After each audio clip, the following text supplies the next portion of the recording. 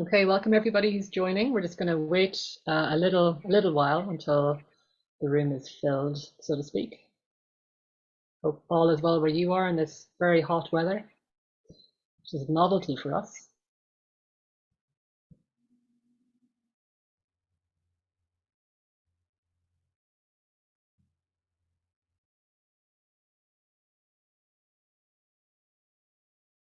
If you're joining, we're just waiting for people to enter the room. Welcome. Thank you for coming.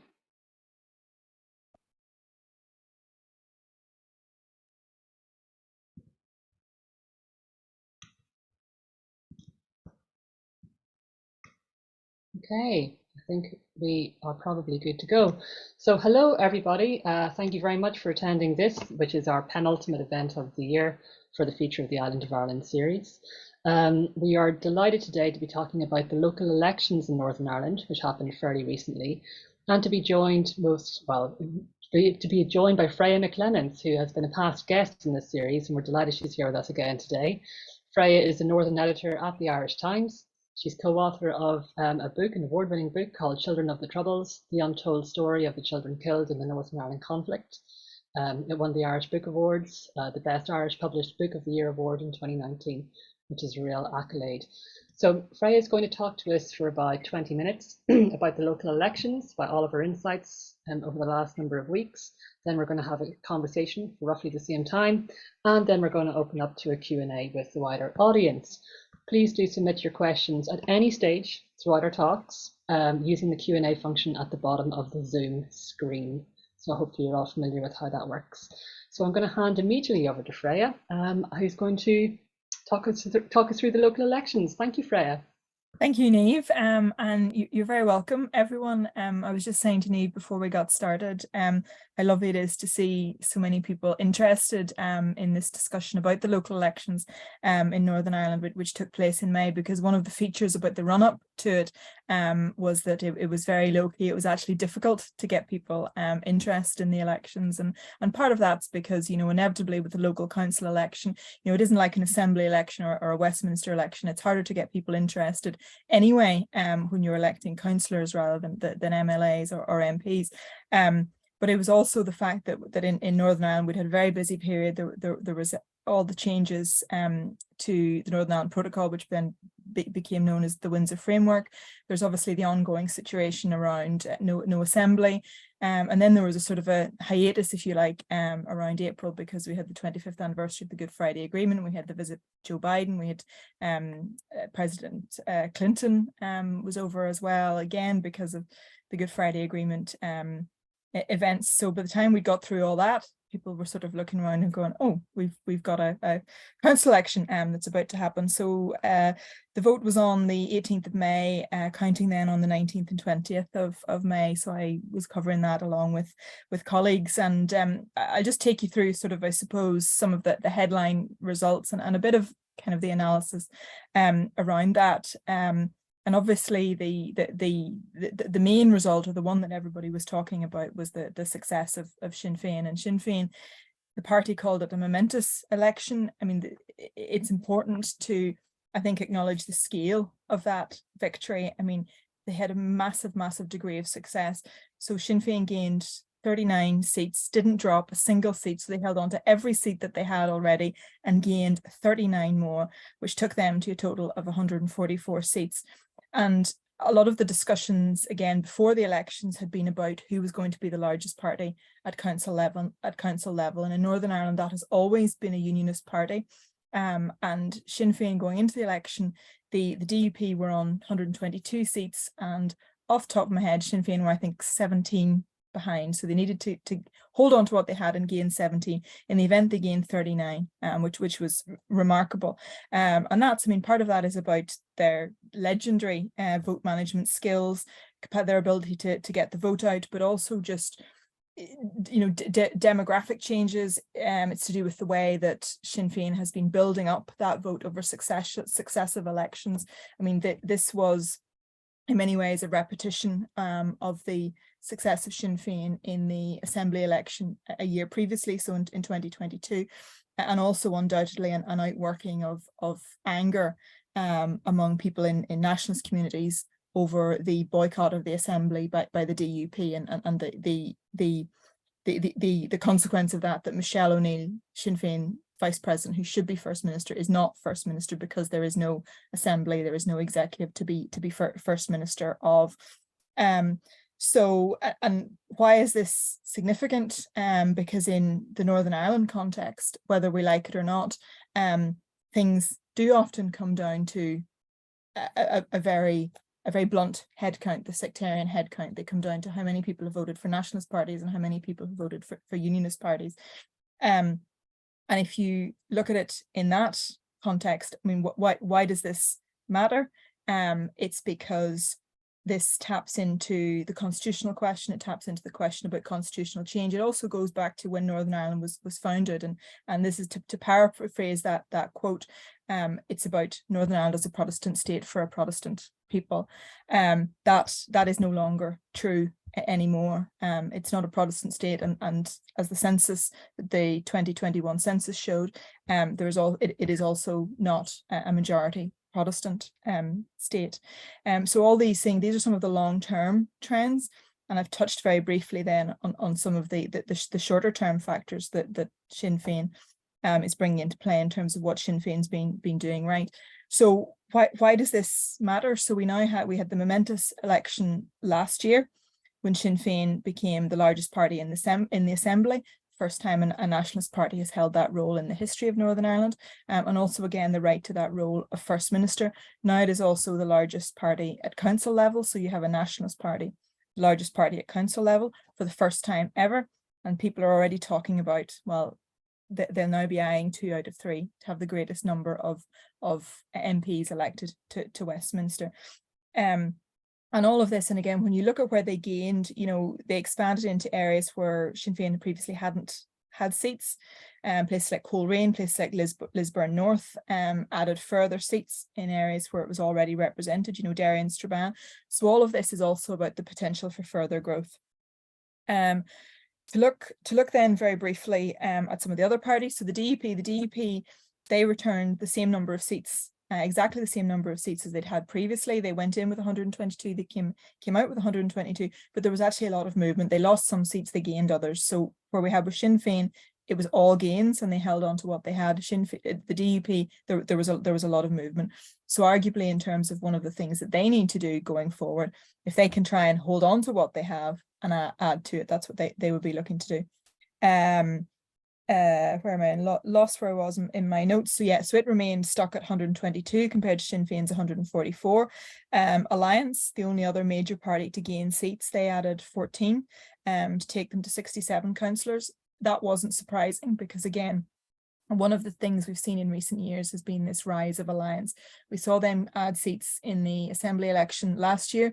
We've seen them add in European elections. In really around about the last 5 years or so, we have seen Alliance add. So in terms of where it went into this election, in terms of the percentages it was polling up until this point, if you compare to where they were in 2019, there was clearly they were going to do better than they had then, and they did. They lived up to that potential. So yeah, that's a result which was on a par with its vote share in that watershed Assembly election in 2022. Disappointing day for the UUP and the SDLP, and again, these are longer term trends that we've seen. UUP lost 21 seats to take it to 54. The SDLP lost 20 to take it to 39. So what does all this mean? So we've talked about this in the sort of the context of a historic election, about this being the first time that there's been a nationalist party has been the largest at council level. But what does this mean in terms of where we are at the moment and mean for people here? So the work of councils obviously continues, albeit with a slightly different makeup. But again, in the context of Northern Ireland, elections are always about, in this case, more than about those local issues. And Michelle O'Neill talked afterwards about how this had been an opportunity to send a clear signal about the restoration of the executive. And Sinn Féin were very, very clear after the election, and they said it was anger at the continued suspension of the political institutions due to the DUP boycott helped then this nationalist vote coalesce around Sinn Féin. the people have spoken. We need to get the Assembly back up again and back up and running. And we've seen some of the things. Sinn Féin had called for a meeting of the British-Irish Intergovernmental Conference that's taking place, I think, next week. And we've seen some of the movement since the election around Micheál Martin, the Taoiseach Minister for Foreign Affairs, was up last week talking to the parties.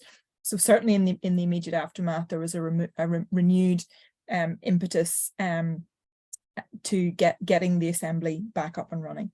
In terms of some of the broader context, this lack of the Assembly, obviously not the only dynamic in play, but it's been a major factor in this election and also in the previous election. And we've seen Sinn Féin, so last year in the Assembly election, Sinn Féin's share of the first preference vote increased to 29%. It rose again to 31% this time around. So that point that I made earlier about what happens with a Westminster election, the assumption that you would make for this, or the inference that you make from this, is if this grievance is not addressed, if this sense of unfairness, that the Assembly is being boycotted, that Michelle O'Neill cannot take her position as First Minister, you would imagine that this trend will only increase further and potentially deliver Sinn Féin then the 3 out of 3 in the Westminster election this year. So this is, so the tally at the minute in terms of MPs, it's 8-7. So the DUP have 8 MPs, the Sinn Féin have 7. This is not going to be something that the DUP would relish during a general election campaign, having this energised nationalist vote that is coalescing around this particular sense of grievance. And that's even leaving aside the longer term implications of such a large and increasing vote for a party whose ultimate aim is a border poll and a united Ireland. And I don't think you cannot read from this result that there is necessarily this number of people who would vote for a border poll or a united Ireland, but certainly they are casting their votes for a party for whom this is, it's just a wee bit more complex than that, but certainly they're casting their votes for a party, and it is their ultimate aim. So by this analysis, the success of Sinn Féin puts pressure on the DUP to return to the Assembly. It also increases pressure on both governments to ensure that this happens as a matter of urgency. And I mean, it's worth stating, you know, we've talked about a lot about the numbers in terms of Sinn Féin versus the DUP, and DUP are boycotting the Assembly. Sinn Féin obviously want it back up and running. It's worth saying that out of the 5 main Assembly parties, the DUP are the only ones who do not want an Assembly up and functioning. So if you look at those numbers in terms of vote share, parties that want the Assembly back up and running are at 64% against the DUP's 23%. So if you're talking about a clear statement of will of people in Northern Ireland, that is that the Assembly should be back up and running without delay. So again, you can argue that this election result kind of reinforces that again. Now, to come to the DUP and to come to the position of unionism, the DUP held its vote, went in with 122, came back with 122. So you can argue, and yet again, again, it's held its position as the largest party of unionism. Yet again, the threat of the traditional unionist voice, that more right-wing or even more right-wing unionist party headed by Jim Allister, failed to materialise. So in theory, you can argue that would embolden Jeffrey Donaldson. You know, his vote is secure. People are backing him. That then, in theory, should embolden him to make a return to the Assembly easier. And this is the DUP's preferred direction of travel. I mean, when asked about this, it will say, I mean, this was in its election literature, but it also adds this caveat about, well, this needs to be on a fair and sustained basis. And the question, of course, is precisely what does this mean? Within the DUP, there are those who would be more than happy to sit outside the Assembly indefinitely. The reality is that sooner or later the DUP are going to have to go back in, because ultimately this is the only show in town. If you do not go back in, to do so, what you do is that in the long run you condemn yourselves to increasing electoral irrelevance. You cannot sit outside if you sit outside the Assembly indefinitely, sooner or later it will have to go on without you. And then what are the alternatives? Inevitably, it will encourage people to look on the one hand towards a united Ireland, or what's been talked about in terms of joint authority. It is quite clear that Ireland the Irish government will have to have some role in the governance of Northern Ireland. The other alternative on the other side is there is talk about direct rule. Well, we'll return to direct rule. Quite what that direct rule would be, I think the idea of those in unionism who talk about return to direct rule is that it will be a return to some kind of, you know, golden period in which there is no Irish involvement in British affairs. That is quite clearly not going to happen, not because the areas of Irish involvement in the affairs of Northern Ireland are laid down in the Good Friday Agreement. So all you do in the long run, if you don't go back in, while there might be mileage in standing on the outside and being seen to be defiant in the defenders of unionism, ultimately what you do is you encourage that split in opinion towards those other two options. You make by making Stormont unworkable, you undermine that whole idea of power sharing, and ultimately the two governments would have to make a decision in terms of what you do, and it's, do you then proceed without the DUP, at which point they are, that point I keep making about being condemned to electoral irrelevance. So in terms of what the DUP wants to go back in, I mean, this has been really well signposted. This idea of a piece of legislation that would confirm Northern Ireland's constitutional position in the UK gives Jeffrey Donaldson, the DUP leader, a fig leaf, gives something can go back in with. I mean, this is, you know, in legal terms, this is nonsense, because the constitutional position of the UK has not been altered by Brexit. But nevertheless, a lot of this is about perception. This would provide cover for a way back in. It's also now about the financial package, and you may have seen some of the discussion in the last couple of weeks about Northern Ireland needing £1 billion.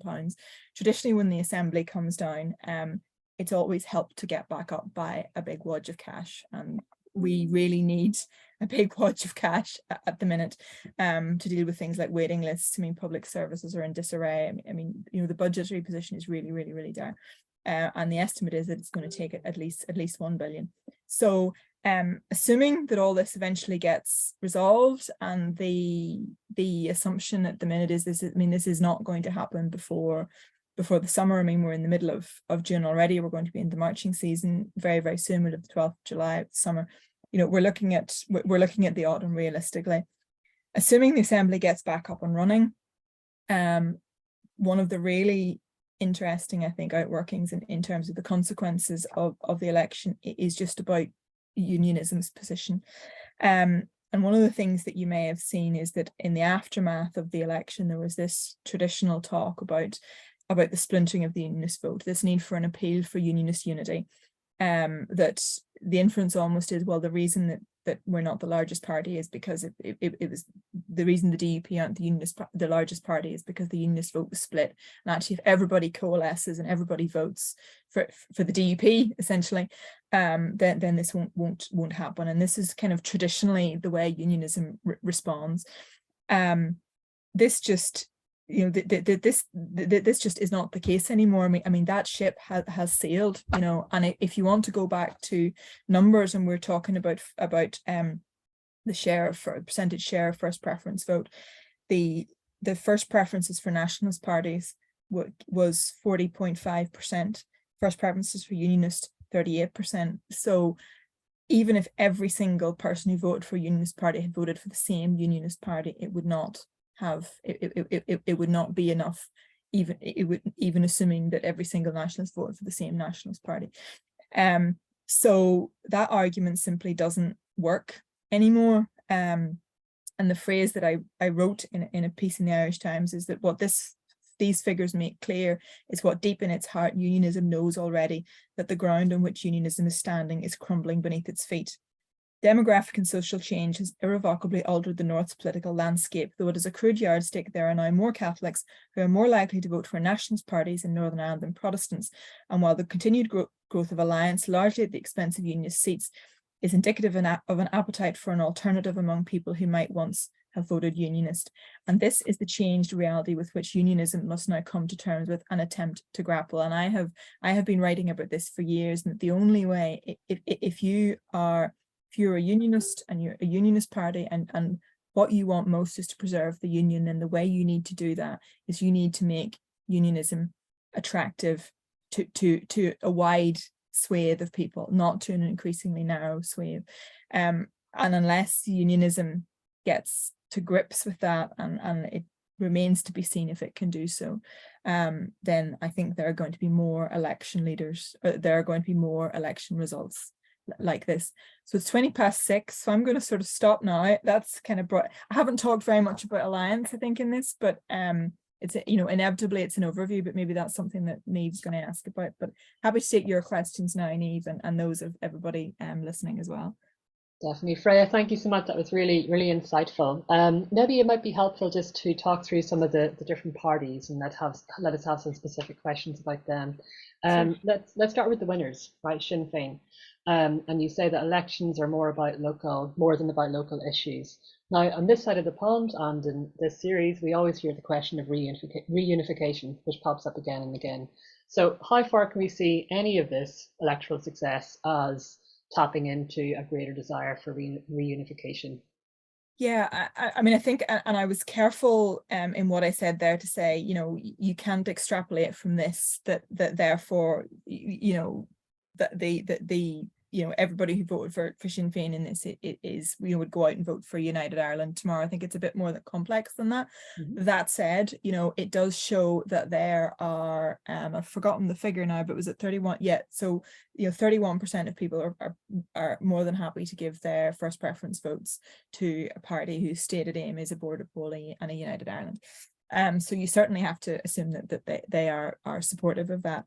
I mean, 31% wouldn't be enough to win a border poll, well, depending on who else votes, I suppose. But you know, so certainly you can argue that Sinn Féin has increasing support, and that this is support which is building, and how this might play out in terms of an actual border poll, that sort of classic question of if a border poll was held tomorrow. I think what it undoubtedly does is it undoubtedly gives great succor to Sinn Féin. It gives Sinn Féin great encouragement. And you talk to people in the party since the election result, and they are on a high. They're on a massive high, because this is just seen as bringing momentum. And if we think even where the conversation was around a border poll in United Ireland, and things like Ireland's Future, the civic sort of nationalist group, and some of the big meetings they've had, you know, are indicative of this as well. There being debates held on, you know, UTV, BBC, you know, the mainstream political programs now about is it time for a border poll? How close do we think this is? You know, 3-4 years ago that wouldn't have happened. So even that shows that this discussion has become part of the mainstream. So does it bring it closer? I think it undoubtedly does. I think it adds the momentum. But equally, I think you can look at things like Brexit and the outworkings of Brexit and say that they have done more to create this situation than necessarily Sinn Féin has done. Sinn Féin has undoubtedly capitalised on it, and why wouldn't they? They're a political party. They've always been very upfront about what they want and their aims. But yeah, I mean, certainly it adds to that momentum. But I think that the picture is a lot more complex than perhaps you might see it at first glance. Yeah, brilliant. And I wonder maybe we can drill into that complexity a bit, because it does seem a little bit, I suppose, short-termist to immediately go for the constitutional question, when in fact, as you noted, Sinn Féin have been building their success for a very long time, particularly how they manage their voters, their work on the ground as a grassroots party. Maybe can you dive into that a little bit and tell us a bit about, I suppose, the wider messages that would have resonated with the electorate last month? Yeah. Yeah, well, I think that point about the wider messages is really key, because if you look at a lot of the language, Sinn Féin weren't really talking about the constitutional issues, weren't really talking about a border poll very much in this election at all. And you will hear, I mean, Michelle O'Neill's slogan, if you like, she talks about being a first minister for all, and that's a phrase that you see repeated. You know, you'll see at council level, some of the new Sinn Féin mayors that have been elected, they talk about being a mayor for all, they talk about working for all. In a lot of the election posters, the election coverage, it talked about, it was about making politics work. Messages that were very similar actually to what Alliance was saying. It talked about making politics work, about making the assembly get up and running. There's a focus on on those bread and butter issues, the talk about addressing waiting lists, addressing budgetary problems, but at its heart, let's get the assembly back up and running, let's get back to work, let's do something about this. And this is something that obviously resonates with people. At the same time, they know that they're voting for a party whose ultimate aim is United Ireland. So again, you would assume that therefore people who are voting for are okay with this, even if they're not maybe necessarily, that my number one priority is United Ireland. But it's certainly all part of the package. But I think what you've seen, and I talked there about how unionism actually needs to get to grips with having a more broad appeal. I mean, Sinn Féin is absolutely doing that. It is absolutely about trying to get that more broad appeal, and that's how you bring people into the fold, if you like. You get people to start voting Sinn Féin. And I mean, some of this is down to demographic change as well. But if you look at some of the areas, I mean, areas like Coleraine in County Derry, where they took their first seat, in this particular. So the council areas are broken down into much smaller areas called DEAs, district electoral areas. So this would be one of these. The idea that Sinn Féin would have had a councillor there, 20 years ago would have been unthinkable. This is also partly just down to demographic change as well, and it's about building that vote, and it's about building momentum. And this is what unionism is failing to. I mean, unionism's vote is contracting. Sinn Féin, so the DUP's vote is contracting, unionism's vote contracting. Sinn Féin is getting bigger, and that's also because they've just worked at it. And then on tactics, I mean, they've always been known for being a very good party, being on the ground, as in going to your door, knocking the door and speaking to you. Was that the case this time as well, from what you could tell, in terms of feet on the ground or boots on the ground as an electoral strategy? Yeah, and anecdotally, absolutely. And I mean, I did hear stories of people saying things like, somebody came to the door, and was somebody in this case who'd stood for election, and actually remembered speaking to the householder there the previous year for the assembly election, remembered that the householder who was telling me this story said, he actually remembered because I had an argument with him about it was an element of policy, and he remembered and said, you're the guy who said that, and this is what we've done about it. And that resonated really well.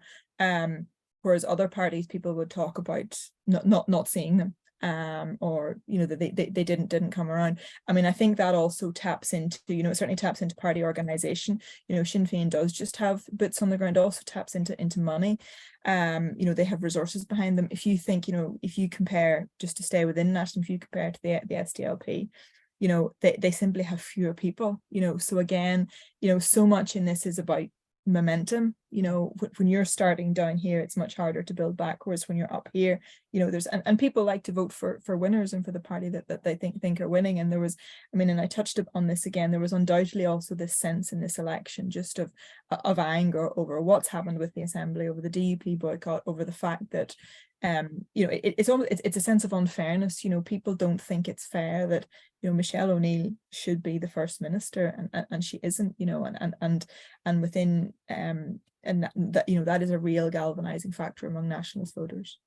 Sort of went off piece there, but perfect. I'm going to come back to that actually, but I'm going to switch first of all to Alliance to make sure we get a fair share at them as well. So they've certainly done much better. Now many people, again, because the constitutional question here, they might want to know why it is doing so well if it seems to sideline the elephant in the room. So I'm just wondering, what are your views on that? Why has Alliance done well this time? And there's a longer term picture out behind it as well.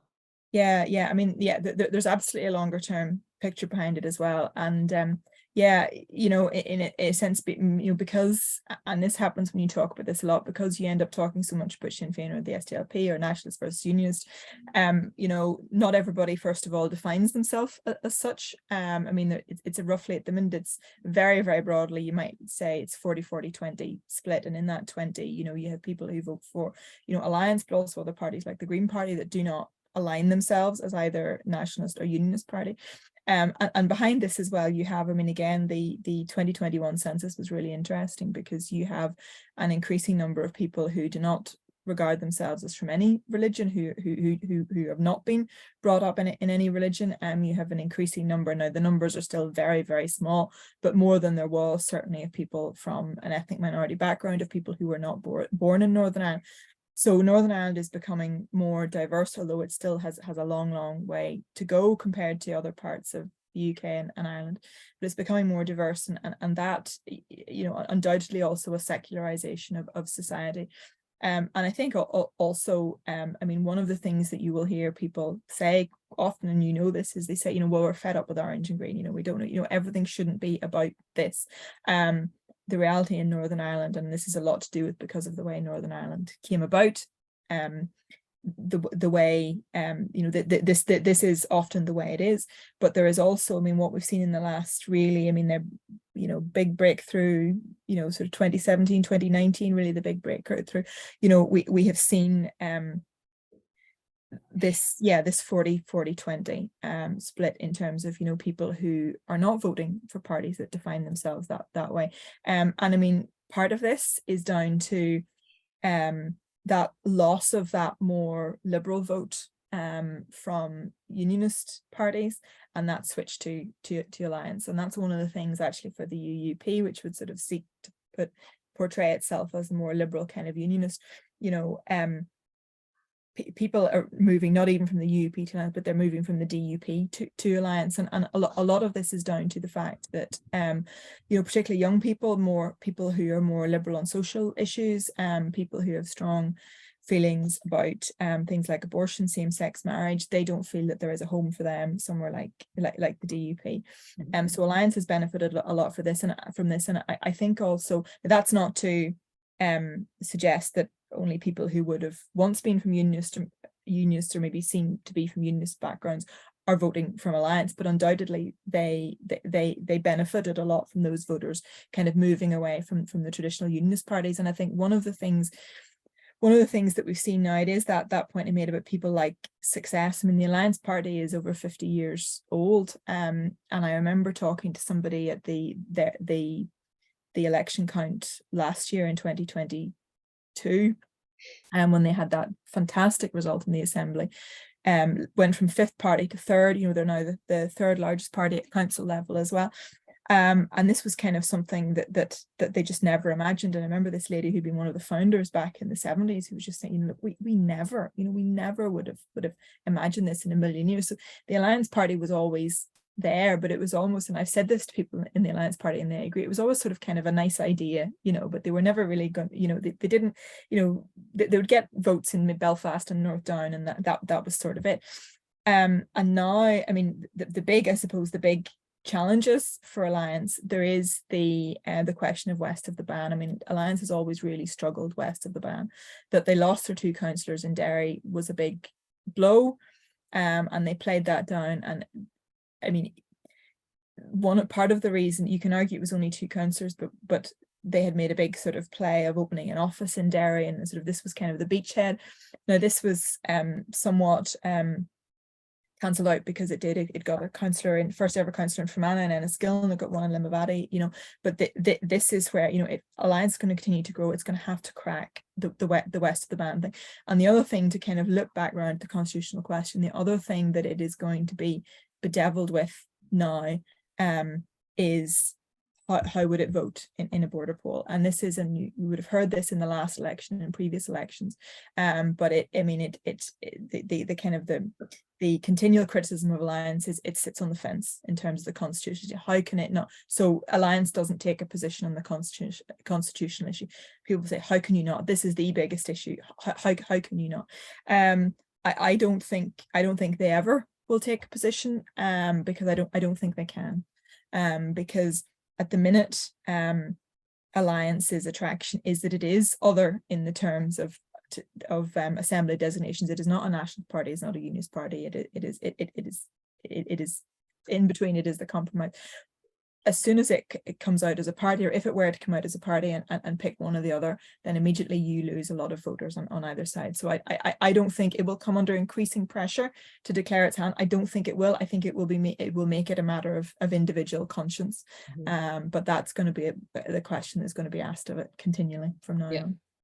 Yeah, great, thank you. Now, clearly Alliance have a very powerful leader in the form of Naomi Long, and we've been talking, I suppose the news has been talking a lot about leadership recently, both good and bad. And so to what extent do you think Alliance has done well because of leadership under Naomi Long?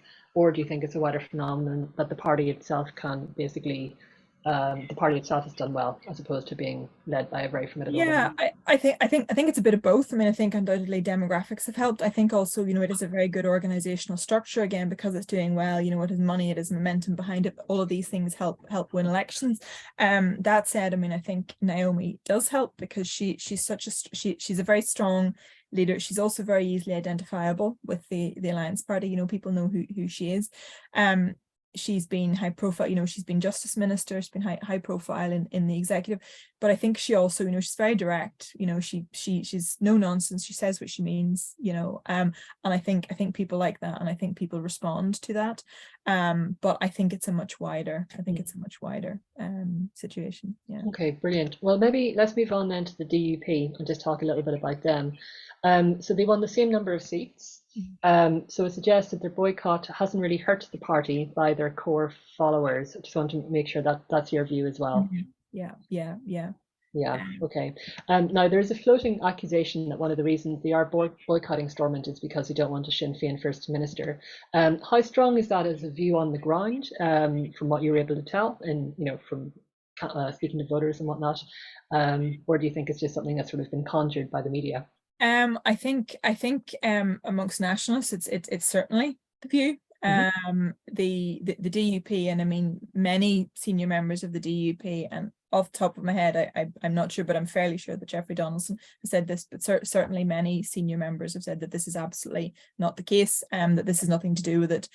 This is about it's about Brexit, it's about the Northern Ireland Protocol, it's about getting these issues resolved. At the end of the day, they are Democrats. Sinn Féin won the election. Michelle, if there's an executive, she would be first minister, and there's no issue there. I think a lot of the problem around this came about because Jeffrey Donaldson and Doug Beattie, the UUP leader, refused to say before the election 2022 if Sinn Féin were the largest party, whether they would serve as a deputy alongside Michelle O'Neill, and it became this sort of big kind of elephant in the room. Well, if you'd no problem with it, sort of why wouldn't you say it? But they've since clarified that, so you have to take them at their word. But certainly that would be the perception amongst nationalists, and it's that point I made earlier that actually that will just grow and grow and grow. So if there's another election in which that's there again, then I would imagine you would expect to see people vote for Sinn Féin in even greater numbers. I suppose a lot of people might find it very strange that a party that boycotts the place where it does business, i.e. Parliament, in our case Stormont, could actually attract voters, because you're never going to have somebody there who's actually delivering on what you want. I'm wondering if you might be able to explain a little bit to our listeners why the DUP can attract voters like that, and then what this actually says about the state of parliamentary democracy in Northern Ireland as a sort of the democratic process. Here, you people vote, you go to Parliament, you argue in Parliament, you speak outside of it, of course, as well, but that's where business is done. Yet in Northern Ireland, there seems to be a kind of a different approach to democratic talking. So maybe you can talk a bit about that. Yeah, I think that's really interesting question about kind of the impact of all of this on just kind of the democratic process and how much people are involved with this or engaged with this. And I think I was sort of probably very badly kind of trying to make this point earlier when I was talking about, the problem when you have no assembly for extended periods of time, you kind of undermine democracy, and you undermine, the ordinary man and woman on the street. You undermine their belief in democracy, and you undermine, the sense of what it can do. And we've had no assembly, no executive in Northern Ireland for over a year. That's not a new situation. I mean, since the assembly was set up post Good Friday Agreement, there's been no assembly, I think, for about 40% of the time. So this is something that people in Northern Ireland are used to. And I remember, and I don't think that's a good thing, actually, because then what happens when you disengage from that democratic process is people seek to go to other alternatives. And I'm not sort of suggesting that we would ever have a return to violence like we had during the Troubles, but that is one of the things, when you have a political vacuum, you get violence, or you get people looking to other alternatives. So I know you'd asked sort of specifically about Westminster about not taking their seats. So I think people in Northern Ireland are used to seeing democracy not working. And I think also because that there is devolution here there's less of a clear link between what happens in Westminster and what happens in Northern Ireland. It's a bit hypothetical, it's a bit, you know, away over there. So I think all of that makes it easier to disengage from it, to be honest. I also think, I mean, again, you know, people will often talk about the fact that Sinn Féin don't take their seats, as if this is something that will put people off voting for them. I mean, many people over many years have shown that they don't have a problem with voting for a party that does not take its seats in Westminster. And Sinn Féin would say, you know, they do an awful lot of other work kind of around the margins without taking their seats. I think one of the times when this was really interesting was in it was 2019 in the general election. It was December 2019, and there's two SDLP MPs were returned, Colm Eastwood and Claire Hanna, and Colm Eastwood in Derry and Foyle in particular scored a massive victory over the Sinn Féin candidate, who was the sitting MP at the time. Actually, you know, again, there were other kind of factors in that, but one of them was undoubtedly Brexit, because at that point, and there was a lot of wrangling going on about the border and what might happen about a hard border and how the border would look like. And Colm Eastwood in Foyle and Claire Hanna in Westminster, that he was able to make really successfully the point that this is a time when we need somebody in Westminster. We need a nationalist voice in Westminster, speaking for people, and people did respond to that. And it's going to be interesting to see in the next general election how well that message resonates, because we've kind of moved on from that particular pressure point. So I don't know if any of that answers the question. It's kind of a bit of a long tour around things, but I think that's certainly some of the things in the mix. That's perfect. Okay, so Freya, I'm going to jump onto the so-called losers of this election, and I want to talk about the UUP first of all. For our listeners who may or may not know, Doug has a very inclusive unionism message, probably the most inclusive message that we've seen from the UUP in its history, but it doesn't seem to work. And maybe you've commented on this already, because you've said Liberal Unionists are now, I suppose, going to the Alliance. Is there anything else in terms of why voters are sort of leaving the UUP that you think deserves to be mentioned? I think what I would say is actually less about kind of voters leaving the UUP, and I think that Doug Beattie had to try and do that. I mean, I think one of the problems, and I mean, this is democracy, you know, so if people are voting kind of in big blocks of parties, then, you know, that's their right. But I think somebody gave me the example of it was Monica McWilliams actually, who would have been at the talks that led up to the Good Friday Agreement on behalf of the Women's Coalition, and she talked, but I think they had something like 10 parties around the table at the time. If you were doing that now, we would only have 5. And one of the things that having multiple voices does is it means there has to be compromise. So I think politics in Northern Ireland in general is poorer when there are fewer parties. And I think, you know, the challenge for the UUP has been for a long time, you know, how does it differentiate? How does it differentiate itself? What does it stand for? And I think Doug had to do what he did.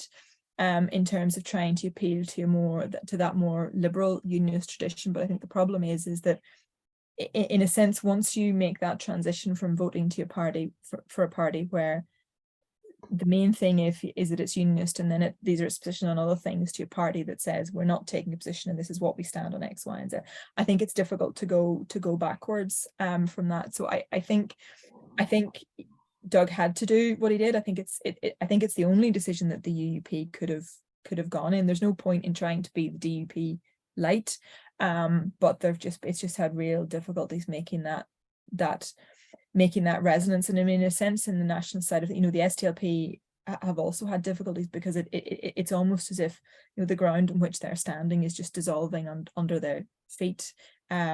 Because if you're not going to vote for the DUP, well, why not vote for Alliance rather than the UUP? You know, it's hard to see what that kind of USP is, I suppose. Yeah.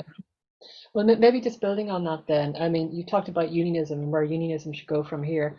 It seems like you've got very different unionisms being articulated by Doug in the UUP, the DUP, and the traditional unionist voice, who we haven't talked about yet, and even more hardline right side of the unionist party. So, I mean, is there such a thing as Northern Irish unionism anymore? Or in fact, do what you have on the table are actually unionisms plural that will be very difficult to unite once again?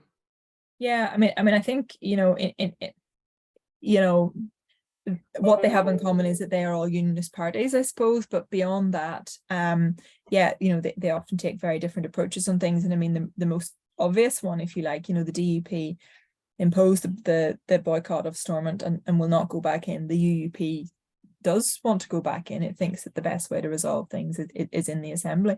So I think, but I mean, I think it's always been true to say, I mean, unionism has always been quite fragmentary. I mean, even amongst, you know, big, I mean, if you think of, you know, 25 years ago, the UUP would have been the big unionist party and the DUP were the small party, but within that you always had lots of different schools of thought.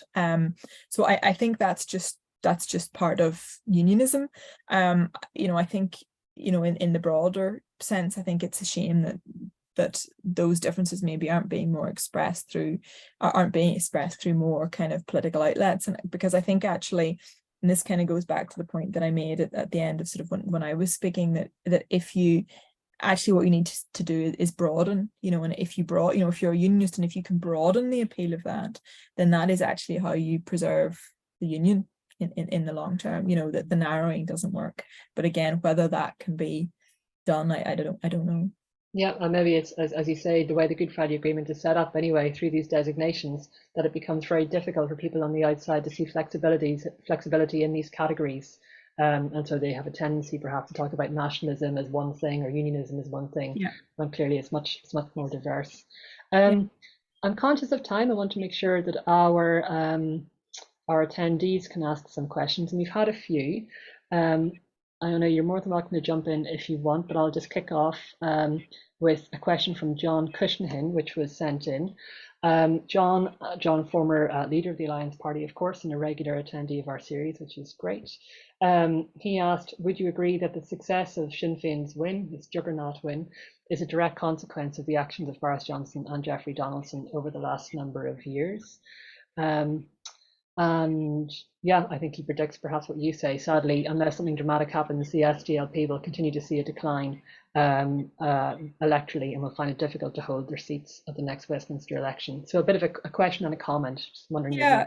I mean, I think, you know, broadly, I agree with that. I mean, and hopefully I went into some of the complexities around that kind of when I was speaking earlier. I mean, I think, you know, it wouldn't be correct to attribute it all of Sinn Féin's success to Boris Johnson or Jeffrey Donaldson, but undoubtedly, I mean, Brexit, you know, undoubtedly, what was the game changer, you know, and particularly in regard to, you know, the question of the border, you know, that was suddenly reopened, you know, things that hadn't been thought about since the Good Friday Agreement were suddenly back on the table. I mean, this question again of the border, you know, was back in people's, you know, people's consciousness, and things like, I mean, the fact that Northern Ireland was no longer going to be part of the EU, and people here, you know, there are lots of really concrete, tangible things that you can point to that happened because of the EU or because of European money. I mean, I'm sitting here in Derry, you know, the Foyle Bridge, for the Peace Bridge was built by EU money, but also that sense of, you know, a sense of unity beyond all these constitutional things that we've been talking about here, and these different identities, British and Irish, unionist and nationalist. You know, there was a collective European identity. So it was obvious, I think, that and this wasn't thought about by Boris Johnson, it wasn't thought about in Westminster very much, it would seem, but that was obviously going to have consequences in the Northern Ireland context, because, well, if you've left the EU against your will, well, a united Ireland, you know, solves that, puts you right back in that. So I think that, and then all of the outworkings of that, and again, I mean, you know, the boycott of the assembly at the minute is again one of those outworkings of Brexit. So, you know, these have been the kind of the factors that came out of left field. I think Sinn Féin has undoubtedly benefited. You know, I think the next election the general election is going to be a challenging one for the SDLP. I mean, Claire Hanna and Colin Meese will both be really well regarded in terms of what they've done in Westminster. And I mean, I've seen them, and again, that point about having some sort of nationalist representation, I've seen them in, Westminster committees, for example. They are often the only people putting a nationalist viewpoint as opposed to a unionist one in Westminster, which after all is still, this is the government of this country ultimately overall. So yeah, I think it's going to be interesting to see how that plays out. Yeah, great. And we have another one, but I think you've more or less covered this. Shouldn't unionism be focusing on health, education, and the economy, as opposed to making the actually, sorry, it's not phrased. Shouldn't unionism be focused on health, education, and the economy, making the union more attractive to nationalists? And in a way, shouldn't we have been doing this for 10 or 20 years at this stage? Yeah, well, more or less said yes. Yeah. Well, I mean, this is the way you save the union, and I think there was that sense immediately after the Good Friday Agreement that, there was an opportunity there that actually, for a lot of, what you might call sort of soft nationalists, that the way that they would be quite happy staying in Northern Ireland and staying part of the UK, if, their identity could be as nationalists, as if they felt that could be respected. There was a good economy, they could have good jobs, their kids could get a good education, they could get good jobs.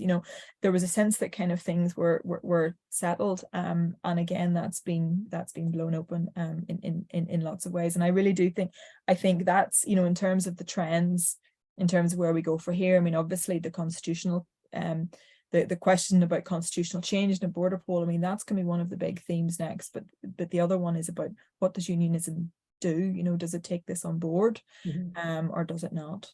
So one of the things that strikes me, and I suppose many other people with Northern Ireland, is sometimes it can seem very inward focused, like it's its own little problem and not relevant to wider context, which of course it actually is. So let's think about the next general election, which of course is on the news all the time here. And right now the polls look quite likely that it'll be a Labour victory, though of course polls have been wrong. But in that scenario, if there were a Labour victory, how do you think that might change the dynamic of what's happening in Northern Ireland and the relationship between Labour and the leading political parties in the region? Yeah, I think that's really interesting. And I mean, I would just say on the kind of Northern Ireland being insular, and of course we are, and I think that's probably one of the consequences of being a post-conflict society. We have huge things here that we're still trying to work through that don't exist elsewhere, or certainly don't exist to the same degree. I think the other point that I would make about that is that, and I'm sure many of you know this anyway, but in Northern Ireland, most generally we can't vote for the parties who are going to form the government in Westminster. So Labour don't stand candidates here. The Conservative Party do, but they poll incredibly badly. There might be one or two candidates, they might get a few hundred votes. The Lib Dems, as far as I know, don't stand candidates here. So we actually can't vote for those parties by and large. But to get back to the question, Labour government would be really interesting. One, in terms of how the dynamic changes. So one thing we haven't touched on at all is the legacy bill that's making its way through the UK Parliament at the minute, which is going to become law very, very soon, which is opposed really pretty much universally. Not just in Northern Ireland and British Isles, further afield. The only people who support it are the UK government and veterans groups. That is a whole other seminar on its own, but what's interesting about that is that Keir Starmer has said that if there is a Labour government, he will reverse that. So that would be hugely significant. I mean, very broadly speaking, you would expect nationalist parties to be happier about a Labour government than unionist ones. That said, the sense among the DUP that they have been let down by the Conservatives, certainly let down by thrown under the bus, I think would be a way they might put it, by Boris Johnson. They don't feel that Rishi Sunak is any friend of theirs. So, there is a school of thought that thinks, well, maybe we better try off taking our chances with somebody new. That said, there is always going to be that alliance between the Unionist and Conservative Party, so yeah, I think that would be broadly how it would break down. Yeah, and it's probably worth just throwing in as well that actually Keir Starmer's come out and he's called himself very much a unionist, probably influenced by what's happening in Scotland. Well, Which, he sort of has to, doesn't he? Yeah, but yeah, which is quite new for Labour leaders since mm, Blair anyway, who is quite clear on mhm, stepping back and not taking a firm position on mhm. that. So perhaps there are new relationships there that we haven't yet anticipated properly. So if we're thinking about that dynamic, that's UK, sorry, Britain and Northern Ireland. What about the Republic of Ireland and Northern Ireland? So down south, what's the view down south of these new developments in Northern Ireland, particularly with Sinn Féin doing well now electorally in Northern Ireland and of course in the Republic as well? Yeah, so I think that there's kind of sort of two ways of looking. So the Irish government would obviously against things like the legacy bill, very firmly behind the need to get the assembly back up and running. And also, I mean, they've been very clear in terms of when there has been discussion around joint authority, and that can mean different things to different people, but or sort of calls back for direct rule. The Irish government has been very clear saying, well, look, we have a role in Northern Ireland under the Good Friday Agreement. We will seek to have that, up to the limits of the legislation in terms of kind of what we're entitled to. So there's, I suppose, a